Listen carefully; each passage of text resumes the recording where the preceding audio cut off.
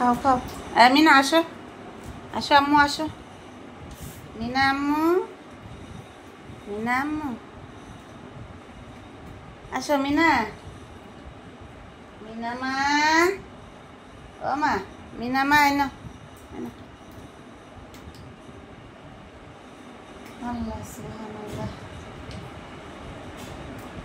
বন্ধুরা আপনারা সবাই দোয়া করবেন, আমার ময়নাগুলো আমার অনেক কষ্টের দন। আল্লাহ যেন ওদেরকে ভালো রাখে, সুস্থ রাখে। জন্মের পরের থেকে আমি ওদেরকে নিয়ে অনেক কষ্ট করছি, যে আল্লাহ তাআলা ওদেরকে ভালো রাখুক, সুস্থ রাখুক। যতদিন হায়াত আছে আল্লাহ তারা আমার কাছে ওদেরকে রাখতেছে, আল্লাহ যেন সুস্থ রাখে। আপনারা সবাই দোয়া করবেন। ওরা আমার সন্তানের মতো। ওদের যদি একটা কিছু হয়, ওরা অসুস্থ হয়ে যায়, তাহলে আমি আসলে ঠিক থাকি না, মানে আমার কষ্ট দ্বিগুণ বেড়ে যায়। আর যদি একটা বাচ্চা খাওয়া দাওয়া না করে, সেক্ষেত্রে তো আমার আরও বেশি মন খারাপ হয়। না, আমার নিজের খাওয়া দাওয়া করার প্রতি কোনো মন থাকে না, কোনো কিছু থাকে না। কারণ আমার বাচ্চাগুলো হচ্ছে অনেক আমার আদরের জিনিস। ওরা যদি ঠিক করে খাওয়া দাওয়া না করে, সেই ক্ষেত্রে আমার আর ভালো থাকাটা হয়ে ওঠে না। কারণ না বাবু, ওরা হচ্ছে মানে আমার অনেক ভালোবাসার জিনিস। ওরা আমার সন্তানের মতো। আমার সন্তানদেরকে যেরকম ভালোবাসি, ওদেরকেও আমি সেরকমই ভালোবাসি। ওদের সাথে আর আমার সন্তানদের সাথে কোনো ডিফারেন্স নাই। কারণ এই বাচ্চাগুলোকে মনে করবেন না যে আপনারা ওদেরকে এমনি এমনি বড় করা গেছে। কারণ ওদেরকেও আমার প্রচুর কষ্ট ওদের পিছে করতে হয়, শ্রম দিতে হয়। আপনারা ভালো করে জানেন যে একটা বাচ্চাকে লালন পালন করতে চাইলে, ছোট বাচ্চাকে যেটুকু কষ্ট করতে হয়, ঠিক আমার ময়নাদেরকে। এখানে আসো বন্ধন, নিচে নিচে নিচে খায় ফেলতেছে। যাও, খাওয়া দাওয়ার পরে ঘর ময়লা হয়ে যাইতেছে, পরিষ্কার করা লাগবো। খাও। ওই যে ভাইয়ারা খেয়ে ফেলতেছে, খাও না কেন? তুমি এলো খালি কে বেশি খেয়ে ফেললো, কম খেয়ে ফেললো, সেই চিন্তা আসলে তোমার খাওয়াটাই হয়ে ওঠে না। তুমি হলো আজ এরা চিন্তা করো বন্ধন। খাও। এই যে ভাত মেখে দিয়ে রাখছি কলিজা দিয়া, মানে ওরা যখন যেটা খেতে চায়, আমার সামর্থ্য অনুযায়ী আমি চেষ্টা করি আমার ময়নারা। কিন্তু সমস্যা হচ্ছে জানেন, জন্মের পরে ওরা বাইরের হাওয়া বাতাস বা বাহিরের দরজার বাইরে ওদের যাওয়া হয় না। কারণ ওদেরকে আমি কখনো দরজার বাইরে, ওরা অন্য মানুষের দেখলেই ভয় পায় বা অন্য মানুষের কাছে যায় না। বাইরের আবহাওয়া ওদের জন্য স্যুট করে না। ওরা সারাক্ষণ আমার সন্তানের মতো আমার কাছেই থাকে, আমার ঘরেই থাকে। তো যদি এক সেকেন্ডের জন্য একটু দরজার বাইরে যায়, তাহলেই হারায় যাবে। হারায় গেলে আর পাওয়া যাবে না।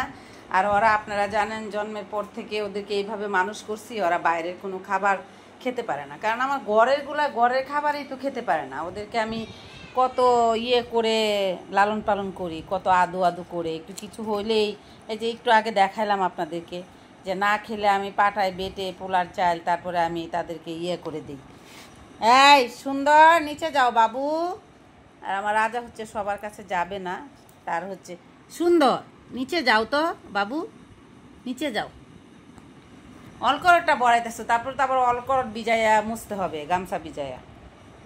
মানে এই হচ্ছে কথা। ওদের অনেক চাওয়া না চাওয়া, ওদের কষ্ট দুঃখ সব কিছুই আমি বোঝার চেষ্টা করি আমার সামর্থ্য অনুযায়ী। ওই যে আরেকটা দেখেন কেমন করতেছে, এখানে খাওয়া আছে কিন্তু সে খাইতে আসবে না। হ্যাঁ টুকটুকিয়া, মিটু এখানে আসো। এই যে আপনারা জানেন যে আমি সব ভিডিওর মাধ্যমে বলি যে আমার টুকটুকি হাড় খেতে চায়, ভাত খায় না। কিন্তু আজকে আমার টুকটুকির শরীরটা খারাপ করছে।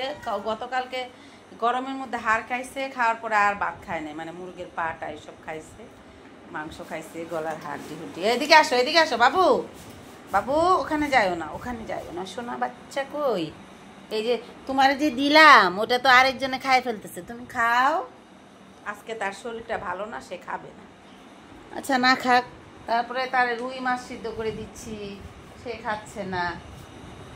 যাও যাও, নিচে নিচে যাও বাবু।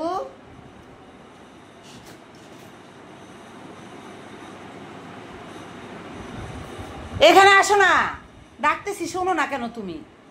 আর বন্ধন তুমি এদিকে আসো না কেন? বন্ধন কে এদিকে আসবা না? খাওয়া শেষ করো, আসো। ছোটো ময়নাটা কই গেছে? এই যে আমার টুকটুকি এখন আজকে আর খাওয়া দাওয়া করতেছে না।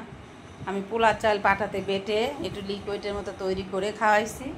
ওই যে দিছি, একটু মুখে দিছে বা না দিছে খাবে না সে। আর প্রচণ্ড গরম পড়ছে, বাসা অনেক টপ ফ্লোরে, প্রচণ্ড রৌদ্র থাকে সারাদিন। বাসায় পর্দা টেনে দিয়ে চাদর দিয়ে রাখি, তারপরও সারাদিন রৌদ্র থাকে বাসায়। বেলা ডোবার আগ পর্যন্ত রৌদ্র থাকে। এই বাচ্চারা মনে করেন যে আপনার, ওরা শিশু বাচ্চাদের মতো, ওরা গরমও সহ্য করতে পারে না আর ঠান্ডাও সহ্য করতে পারে না। তবে ঠান্ডার দিনে একটা সুবিধা আছে, সেটা হচ্ছে কম্বল গায়ে দিয়ে শুয়ে রাখা যায়, শুয়ে থাকে, কম্বল গায়ে দিয়ে শুয়ে থাকে, ঠান্ডা লাগে। সেই ক্ষেত্রে গরমের দিনে তো আর কাপড় গায়ে দিয়ে শুয়ে থাকতে পারে না, সেক্ষেত্রে একটু গরম লাগেই ওদের। তো বন্ধুরা, আপনারা কে কেমন আছেন, কোথায় থেকে দেখছেন আমাকে, আমার ময়নাদেরকে? এদিকে আসো সুন্দর। আমার ময়নাদের জন্য সবাই দোয়া করবেন, আমার জন্য দোয়া করবেন। আর আমিও আপনাদের জন্য অনেক অনেক বেশি দোয়া করি, কারণ আপনারা আমার অনেক ভালোবাসার মানুষ।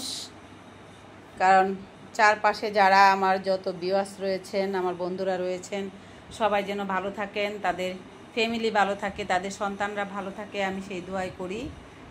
আর বন্ধুরা, যে আপনারা আমার ইউটিউব থেকে আমার চ্যানেলটাকে দেখবেন, একটু সাবস্ক্রাইব করে দিন। যারা আমার ফেসবুক পেজ থেকে দেখবেন, একটু ফলো করে দিন। যারা আমার টিকটক থেকে দেখবেন, একটু ফলো করে দিন। বন্ধুরা, আপনারা সবাই ভালো থাকবেন। আর অবশ্যই বাবা মায়ের প্রতি বেশি বেশি করে যত্ন নেবেন, খেয়াল করবেন, নিজের দিকে যত্ন নেবেন।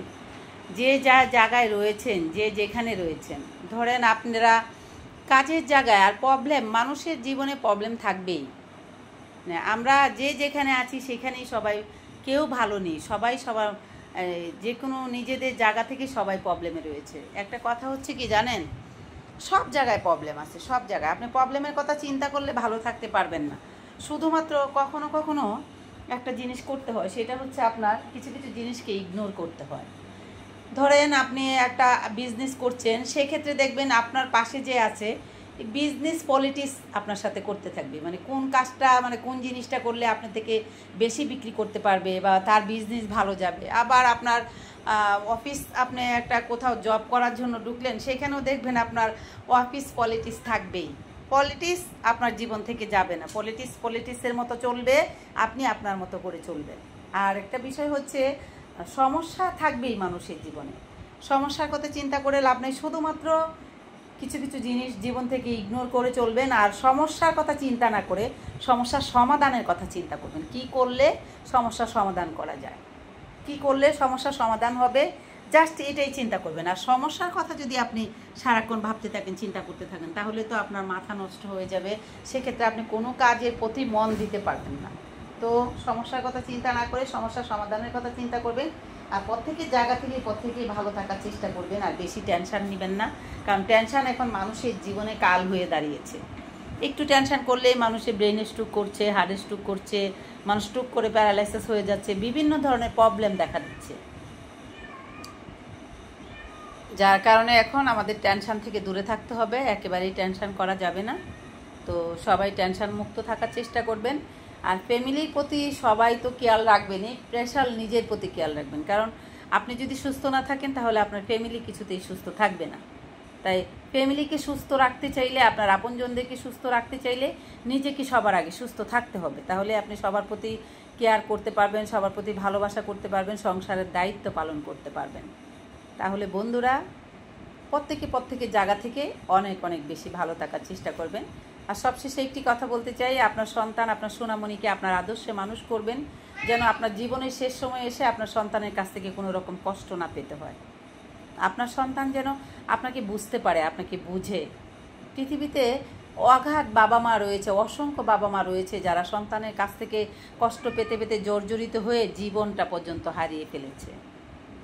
তাই সন্তানদের কাছ থেকে যেন শেষ বয়সে এসে কষ্ট না পেতে হয়, সেজন্য নিজের আদর্শে সন্তানকে মানুষ করার চেষ্টা করবেন, যেন সন্তান আপনাকে বুঝতে পারে, আপনি সন্তানকে বুঝতে পারেন। বন্ধুরা, আপনারা সবাই ভালো থাকবেন। যে যেখান থেকে আমাকে দেখছেন, দেশে এবং দেশের বাইরে প্রবাসে, আমার সমস্ত বড় বন্ধুদেরকে জানাচ্ছি, বড়দেরকে জানাচ্ছি আমার সালাম, ছোটদেরকে জানাচ্ছি এক বুক ভালোবাসা। প্রিয় বন্ধুরা, আপনারা সবাই ভালো থাকবেন। দেখা হবে আপনাদের সাথে আমার অন্য কোনো সময়, অন্য কোনো ভিডিওতে। সে পর্যন্ত টাটা।